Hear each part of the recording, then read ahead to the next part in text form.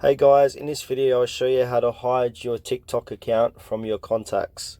Please make sure to watch this video to the very end so you don't miss out on vital information. In saying that, let's dive in.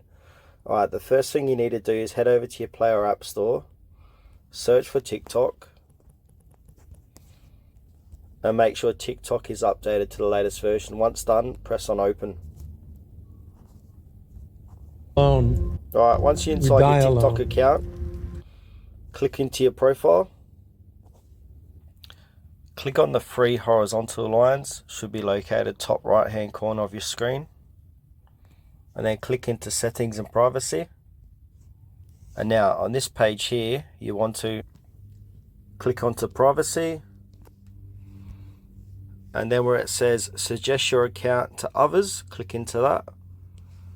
And now in my case, this is all turned on. So now what you want to do is toggle all these to off.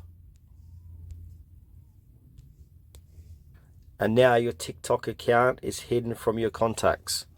Thanks for watching this video till the very end. Please consider to like this video and subscribe to our channel if you found this tutorial helpful.